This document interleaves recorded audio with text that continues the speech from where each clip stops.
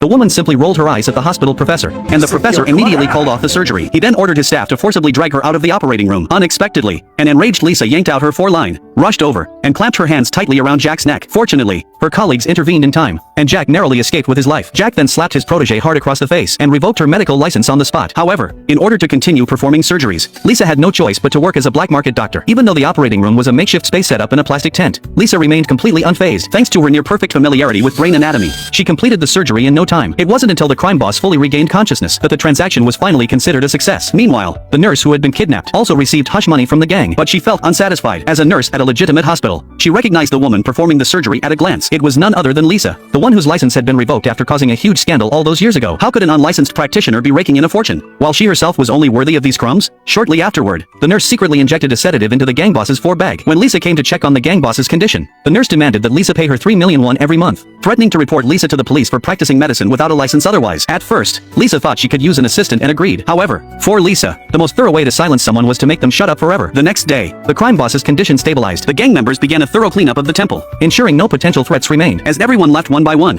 Lisa began her own cleanup operation. That evening, she first found an excuse to send her assistant, Carl, away, then deliberately placed a bottle of drugged mineral water in her bag and coaxed the thirsty nurse into drinking it. When the nurse woke up again, the backpack containing $5 million in cash had vanished without a trace. Panicked, she searched everywhere. Eventually, she found the backpack in the operating tent lined with plastic sheeting. Seeing the cash inside, she excitedly began counting the bills one by one, just as she was lost in the joy of counting the money.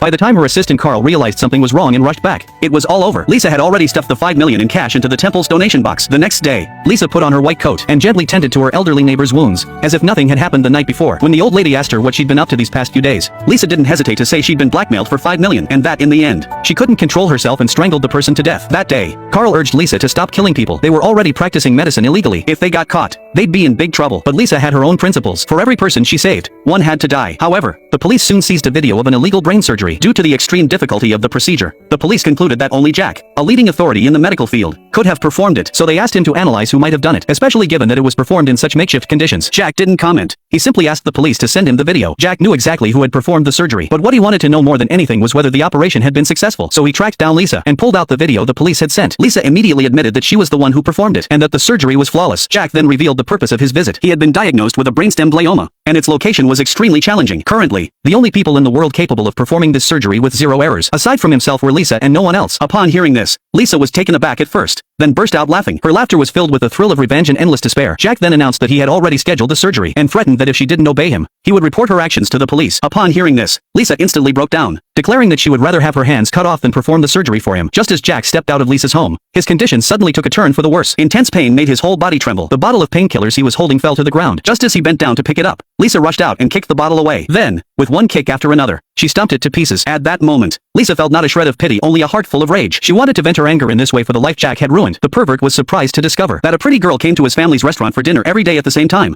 and would even look at him with affection. This led him to mistakenly believe she had feelings for him, so the man took the initiative to approach Lisa and asked her out for a drink. However, Lisa flat out rejected him because the electronic ankle monitor on his leg hadn't been removed yet. Killing him rashly would have landed him in serious trouble. Until one day, while Lisa was eating at the restaurant, she noticed the ankle monitor was gone. She knew her chance to kill him had finally arrived, so she invited him over to her place. The man was overjoyed the moment he heard this, and accepted without a second thought, unaware that he was walking step by step toward his death. Immediately afterward, Lisa crushed several white pills into a fine powder, then sprinkled the powder into a drink, stirring it thoroughly with a spoon. The next day, as the man was riding his beat-up bicycle down the street, Lisa drove up and deliberately staged a perfect chance encounter. Seeing the charming goddess right before him, the man was so excited he forgot all about his bicycle. Once inside the car, without a moment's hesitation, and immediately drank the beverage Lisa handed him. Despite feeling dizzy and lightheaded, he forced himself to drag the large roll of plastic wrap Lisa had bought into the house with great effort. Little did he know that this was the shroud prepared for him. Afterward, Lisa thoughtfully helped the man take off his jacket and brought a towel to wipe the sweat from his forehead. The man, looking completely entranced, inhaled the scent from the towel, but in doing so, he inhaled all the sedative soaked into the towel directly into his lungs. By the time he opened his eyes again, his mouth had been tightly gagged, and his hands and feet were securely bound with duct tape. Just as he was struggling desperately, Lisa slowly walked up to him and, without the slightest hesitation, ended his life. Afterward, Lisa called her assistant, Carl, and told him to come over to clean up the scene while she drove deep into the mountains to dispose of the body. After Carl arrived at the scene, he threw all of the man's belongings into a metal drum to burn them and sprayed the ground with specialized chemicals to clean up the bloodstains. However, the blazing flames in the dead of night were simply too bright and caught the attention of a police patrol. Just as the police were knocking on Lisa's door, Lisa, deep in the mountains, also encountered an unexpected problem. Just as she was about to dig a hole to bury the body, she noticed someone approaching her with a flashlight. Lisa immediately turned off her headlights, gripped her shovel tightly, and hid behind her car, prepared to take care of the intruder as well. Seeing that the person had already spotted the body on the ground, Lisa steeled herself, raised her shovel, and charged out. Only after the light moved away did she see clearly that the person was Jack, the mentor who had personally ruined her life. She paid no attention to Jack and instead continued burying the body on her own. Unexpectedly, Jack not only didn't call the police, but, acting like a seasoned accomplice, advised Lisa to dig the hole a little deeper. Lisa knew Jack was helping her this way only because he wanted her to perform brain surgery on him. But in the end, Lisa still refused. The next day, after the police learned the man hadn't returned home all night, they came to the restaurant to inquire about the situation. At that moment, Lisa happened to be having lunch with Carl nearby. However, neither of them showed the slightest sign of panic. The police then walked briskly toward Lisa and reminded her to be extra careful lately because the man's electronic ankle monitor had been removed, and they were unable to track his location. After saying this, they turned and left the restaurant. A few days later, Lisa's pharmacy was shut down by the Drug Administration due to issues with prescription drugs. Lisa knew immediately who was behind it. She immediately called Jack. At that moment, Jack was on his way to the most prestigious annual award ceremony in the medical community. He told Lisa that if she wanted to resolve the issue, she should come to him. As a leading authority in neuroscience who had won the top award 9 years in a row, Jack was the undisputed center of attention at the entire ceremony. Meanwhile, Lisa, watching all this from a corner of the crowd, felt her jealousy and resentment reaching a breaking point. However, a golden opportunity soon presented itself to Lisa. In the restroom, overhearing a conversation among several reporters, she learned that Anna, the event's organizer, was at her wit's end because her son was suffering from a brain glioma. The surgery was extremely high risk, and no one dared to take on the case. Everyone had pinned their hopes on Jack. Lisa keenly sensed an opportunity for revenge. That very night, she knocked on Anna's door. She plugged a USB drive into the TV and played a video of herself performing surgery on a patient with a similar condition. Lisa demanded that Jack's medical award for this year be revoked so that he would be thoroughly humiliated at the gala, in exchange for which she would perform the surgery on Anna's son. Upon hearing this, Anna immediately kicked Lisa out without a word. However, as a mother, Anna ultimately couldn't resist the temptation to save her son's life. At the dinner, she tentatively asked Jack about Lisa's medical skills. However, even though Jack knew Lisa was scheming against him behind his back, he spoke very highly of her medical skills, noting that she had never had a single failed surgery. Jack's words immediately solidified Anna's resolve. That very night, she found Lisa and agreed to the surgery. The award ceremony began at the exact moment the surgery started. The entire audience was waiting for Jack to walk onto the stage to accept his 10th trophy. However, just as the surgery reached a critical moment, a crisis suddenly erupted.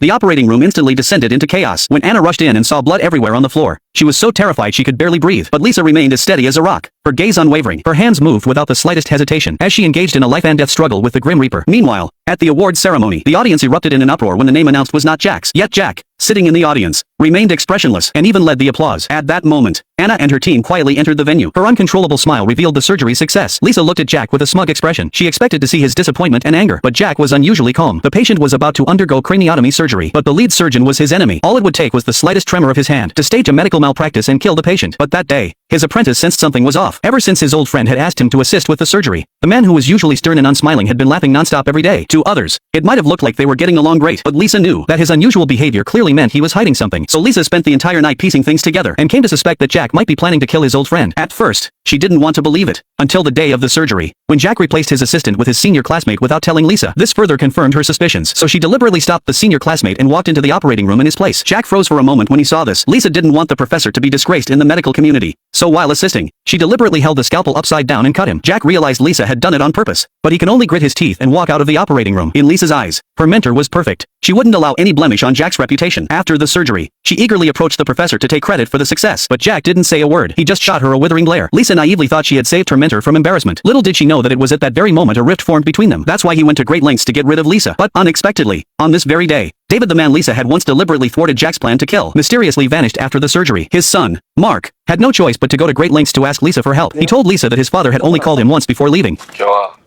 지금부터 아빠 하는 말 잘 들어. 말씀하세요. 아빠가 이제 좀 홀가분해지고 싶어. 혼자서 자유롭게. 그러니까 아빠 신경 쓰지 말고.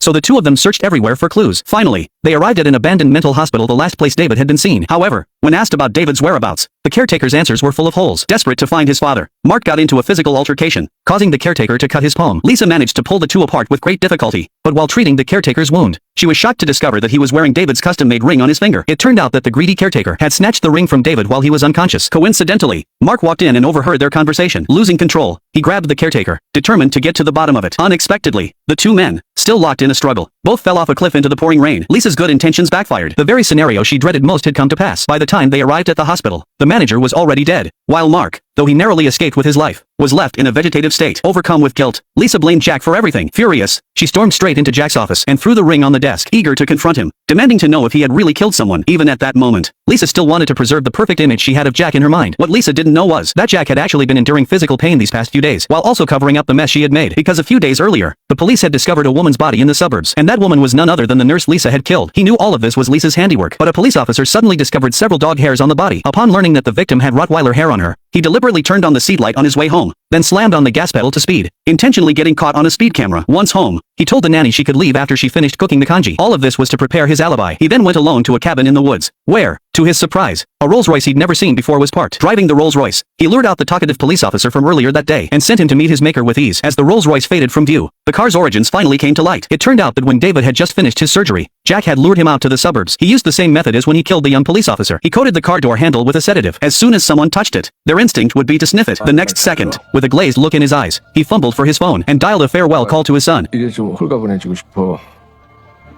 혼자서 자유롭게. 그러니까 아빠 신경 쓰지 말고 공부 열심히 해.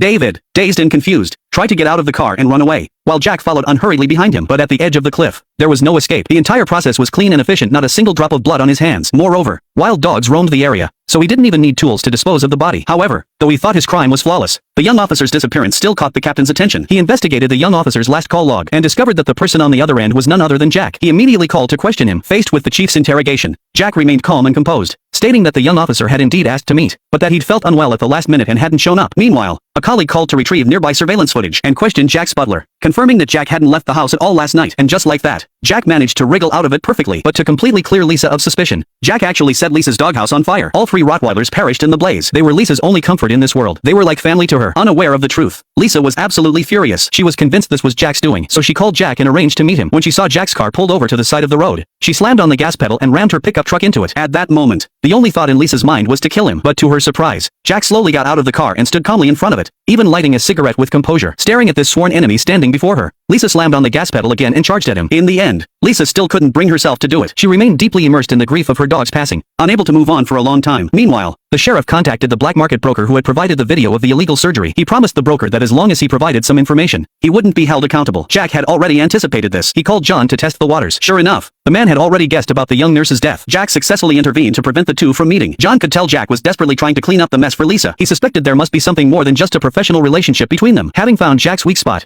John decided to make the most of it. The next day, John approached Lisa with a new proposal for collaboration, but Lisa already knew what a two-faced person he was and didn't want anything more to do with him. But as luck would have it, the loan shark Lisa had borrowed money from to pay for college was none other than him. With interest piling up, the debt had now ballooned to 100 million won, so whether she did it or not wasn't entirely up to Lisa. This time, the surgery was scheduled to take place on a cruise ship. The patient's identity was unknown, but besides Lisa, another surgical specialist was on hand. She never imagined that the doctor she'd be working with was none other than Jack, the teacher she hated with a passion. This old man had originally planned to invite the world's best neurosurgeon onto his luxury cruise ship to perform an extremely difficult brain surgery, but when he saw that the assistant was a young girl, he immediately got a little upset. Seeing that the big shot didn't think much of her, Lisa immediately shot back. "You look like you're almost 100 years old. Even the surgery won't extend your life by more than a few days." Faced with the young woman's provocation, he decided to drop the act and took off his wig, asking Lisa to explain the surgical procedure. Jack tried to step in to smooth things over, but the old man immediately stopped him. However, for Lisa, this was a piece of cake. With just a few simple sentences, she seamlessly outlined the entire surgical procedure. The old man was thoroughly convinced. But how could such an extremely difficult surgery be performed on a cruise ship? In fact, this was no ordinary cruise ship. It was equipped with state-of-the-art surgical equipment, and the owner of it all was this old man, the cult leader, with 200,000 followers nationwide. He lived a lavish life fit for an emperor, but precisely because he was revered as a god, he couldn't let his followers discover that he was sick, so he had no choice but to flee to international waters for a black market surgery. When Lisa arrived at the designated location, she discovered that not only was she not the lead surgeon, but she was actually assigned to assist Jack. Enraged, she tried to call off the collaboration, but it was already too late, because if the surgery failed, no one would be allowed to disembark. As the ship sailed farther and farther away, Lisa threw the dog's collar into the ocean as a farewell, but just as she was lost in her grief, Jack approached her at the worst possible moment. Lisa couldn't understand why. With his reputation and wealth, he would agree to perform an illegal surgery, but Jack sneered, asking if a few dogs were really worth all the trouble. He also mentioned that the police had long been keeping an eye on her and offered to clean up the mess for her, and the police would have arrested her long ago. Jack's dismissive and cold-blooded attitude completely enraged Lisa, and she actually grabbed an umbrella and hurled it at him. Fortunately, his assistant arrived just in time to stop her. For Jack, who already suffered from a brain tumor. This blow was undoubtedly the last straw. His hands began to shake more and more violently, but to ensure the surgery went smoothly, he injected the last vial of the banned drug into his body. Throughout the rest of the surgery, Lisa kept a close watch on him, but Jack's hand still trembled uncontrollably once. Fortunately, it didn't lead to a major disaster, so Lisa volunteered to switch places with him, because if the surgery failed, likely no one would make it off the ship alive. But Jack flatly refused. This was his final act of stubbornness as a teacher. He didn't want to show weakness in front of his most accomplished student, nor did he want to miss this long-awaited opportunity to operate alongside her. Looking at the teacher before her, Lisa felt both a sense of familiarity and strangeness. In the end, the surgery was completed successfully. Dawn was just breaking. Lisa, who had been harboring resentment the night before, finally opened up to Jack, telling him that the happiest moments were when she operated alongside him back then. At that moment, both teacher and student opened their hearts to each other, as if old friends who hadn't seen each other in years were confiding in one another. For the first time, Lisa bowed deeply to her mentor. In that instant, it seemed as though all the grievances and resentments of the past few years had vanished. But Lisa didn't yet know that this mentor, who appeared so cold on the surface, actually cared for her deeply, right down to his very bones. Whenever he saw news about Lisa, he couldn't help but smile. Moreover, the first time Jack had ever taken a life was actually for Lisa's sake. It turned out that David had set his sights on Lisa's exceptional medical skills and planned to take her away by sending her abroad for further study, intending to turn Lisa into a tool for making money, and anyone who went to be with him ultimately either went mad or was ruined. But how could he bear to let his beloved protégé, whom he had nurtured with such care, be destroyed by him like that? So at the time, he didn't give Lisa the spot, which was actually his way of protecting her. Later, to ensure Lisa wouldn't be hounded, he took the risk of killing his old classmate, secretly protecting Lisa with everything he had. However, as soon as they stepped off the boat, John received a call from Police Captain James. Tempted by the bounty, he betrayed their agreement without hesitation. He pretended to take Lisa out to celebrate, but in reality, he led them straight into a police trap. But Lisa sensed something was wrong. She feigned a headache to send her assistant out to buy medicine, then slipped away from John's sight when he wasn't looking. After John successfully met up with the police, he discovered that Lisa was gone. After searching for a while, Lisa suddenly reappeared. It turned out that by this point, Lisa had already decided to kill him. She was preparing to lead John to a secluded spot to kill him. Completely baffled, he signaled to the police officers behind him to follow quickly. But just then, Lisa suddenly received a call from a former colleague, who told her that Jack didn't have much time left. Lisa froze in place as if struck by lightning. Before she could even react, a familiar figure brushed past her like a ghost in the bustling city. He wrapped an arm around John's shoulder and slipped into an alley. When she turned to look, John was already hunched over, unable to straighten his back, while the teacher beside him was struggling to drag him along, looking at the bloodstains on the ground and the two figures disappearing into the darkness. At that moment, Lisa finally understood everything. It turned out that the teacher she hated most had actually been secretly covering for her all along. With the police closing in, the assistant hurriedly pulled Lisa away. As the two hid in another alley, Lisa received a text message from Jack. He had already prepared a getaway car for her, along with interchangeable license plates and a large sum of cash. But at that moment, Lisa had put her own life and death out of her mind. She had to know just how much her teacher's condition had deteriorated. It wasn't until her brother sent her the brain scan that she realized the situation was far more serious than he had described. To stay alive, Jack had been using banned drugs all along. Lisa knew the surgery was practically an impossible task, but she still decided she had to give it a try. Before that, she asked Jack once more to confirm whether he had actually killed David. This was the first time the mentor and apprentice had spoken without arguing since their falling out. It was as if they had both returned to the early days of their relationship. Lisa had already arranged for an operating room through a friend. She planned to begin the surgery as soon as everything was ready. But unexpectedly, John's death caused a huge uproar. The killer used only a small scalpel, stabbing it precisely into the spleen between the ribs, a move that required precise control of the force while preventing massive blood loss. Clearly, the killer must have been a master deeply versed in surgical techniques. The case hit a dead end for a time, but no one knew that James, Jack's longtime friend, had clearly recognized him the moment the crime occurred. He simply hadn't spoken up about it. Instead, he arranged to meet Jack alone. After downing a glass of wine in silence, he cut straight to the chase, stating that he had seen Jack commit the murder. But upon hearing this, Jack couldn't help but laugh. Far from denying it, he instead exposed James's own illegal activities. It turned out that before killing the young police officer, Jack had already taken precautions and used a sedative to extract information about James's shady dealings. Now, each held the other's Achilles heel. Who would ultimately come out on top? He had intended to drug the officer to ease his suffering before killing him, but to his surprise, the officer revealed the police chief's shameful secret. It turned out that the police chief had been secretly tampering with evidence all along, and in return, accepting bribes from suspects. If these deeds were made public, Chief James's career might be over for good. To turn the situation around, he watched the surveillance footage over and over again. Finally, he noticed that familiar figure. He suddenly remembered seeing this girl at the crime scene. She was Lisa, one of Jack's former students. Soon, Lisa was summoned to the police station. He pulled out a case file that clearly stated Lisa had once tried to strangle Jack with an 4 tube, after which Jack had revoked her medical license. So all those black market surgeries were Lisa's doing, not Jack's. Now that the captain had pieced together the entire sequence of events, Lisa could only feign composure. Fortunately, there was no evidence against her at the moment, so they had no choice but to let her go for now. Lisa immediately called Jack to tell him that everything was ready for the surgery. Little did she know that Jack had no intention of performing the procedure at all. However, he had learned that James had set his sights on Lisa to clear Lisa of all suspicion once and for all. That very night, he lured James to his secret warehouse. As soon as the captain walked in, he saw a freezer chain shut. When he opened it, he found the young police officer's body inside. Just then, a recording of the young officer identifying James began playing from the table, and Jack slowly emerged from the darkness. Strangely, he didn't use the recording to threaten James. Instead, he took full responsibility for the murders of John, the young police officer, and even the young nurse. He completely exonerated Lisa and shouldered all the blame himself. Meanwhile, Lisa waited in the operating room all night long. At dawn, Jack's friend arrived to inform her that Jack insisted on postponing the surgery for a month. But wouldn't that be exactly when he was supposed to die? Lisa thought Jack had gone mad, but she didn't realize that this was exactly what he wanted. He intended to let his condition worsen before the surgery, so he could fulfill his final wish, to die on the operating table. Jack wanted to use his own life to teach Lisa one last lesson. He knew Lisa all too well. Like a surgical machine with a perfect track record, she could only find pleasure on the edge of a scalpel, yet was utterly indifferent to life. A doctor who knows only success and not failure will never be whole. He wanted Lisa to lose herself with her own hands, to experience heart-wrenching pain, to learn to revere life, and thereby understand the weight of being a doctor. Meanwhile, Lisa was frantically searching for him all over the world, completely unable to comprehend Jack's well-intentioned plan. Jack had cut off all contact and had long since gone into hiding in a secret location. The young police officer's body was soon discovered, and the owner of the house turned out to be Jack. Fingerprints on the wine glass and DNA from a cigarette butt on the table provided irrefutable evidence confirming Jack's identity as the killer. It was all part of his agreement with James. He confessed to all the crimes and promised not to expose James, but only on the condition that his arrest be delayed for a month. The police issued a warrant for his arrest. Once a highly respected top surgeon, he had now become a fugitive suspected of murder. Lisa completely lost it. Finally, she remembered the mob boss whose life she had once saved, so she asked him to help track him down. The mob boss pulled every string he had, and sure enough, they tracked down Jack's location. But Lisa didn't go there herself. Instead, she sent her assistant to pick him up. He didn't want Jack to take the fall for him, so she went to confront James in person. But the sheriff told her that Jack had confessed to everything and that he would arrest him in a month. By then, Jack might already be dead on the operating table. However, Lisa firmly declared that she would definitely save her mentor. Seeing Lisa's confident demeanor, James felt that Jack might actually be saved and then expose his own dirty secrets. Amid their intense standoff, Lisa's threats completely enraged him. Just as Lisa was about to leave, the captain was suddenly overcome with murderous intent and drove his car straight into her.